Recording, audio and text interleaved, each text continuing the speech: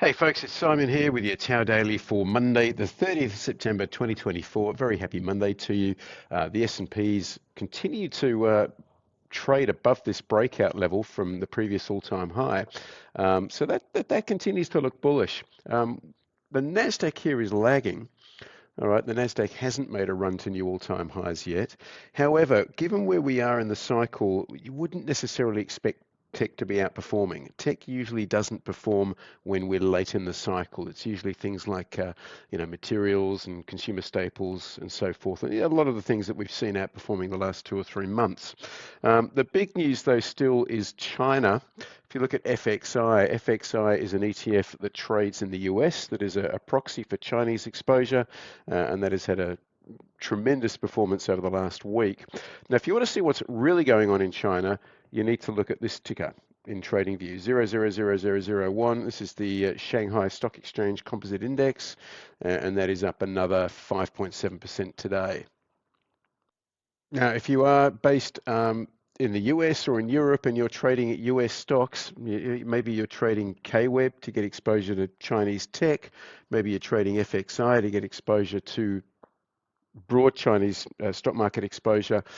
Bear this in mind. The Chinese market is closed for the next week. From October the 1st to October the 7th, Chinese market is closed for Golden Week. Now, FXI and KWEB and those ETFs will still keep trading.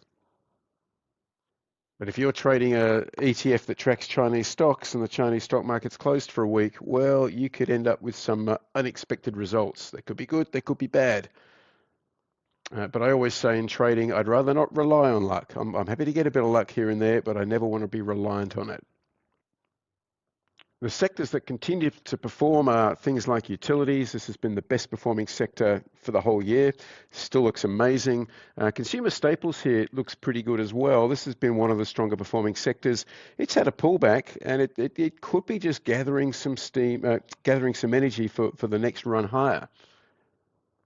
I still quite like the look of XLP. The leading stocks in there would include things like Procter and Gamble and Coca-Cola, and some of the cigarette companies as well. And a lot of them are looking pretty strong. Semiconductors here continue to look weaker. SMH, by the way, is still the strongest performing industry group.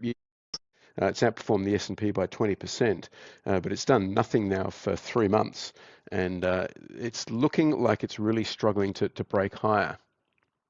And I think this is just emblematic of the AI hype bubble being deflated, which is, frankly, it's a healthy thing for the market. So I think utilities, consumer staples, there's still good areas to focus on. You get the right stock at the right price, of course. Semiconductors, I'm not convinced.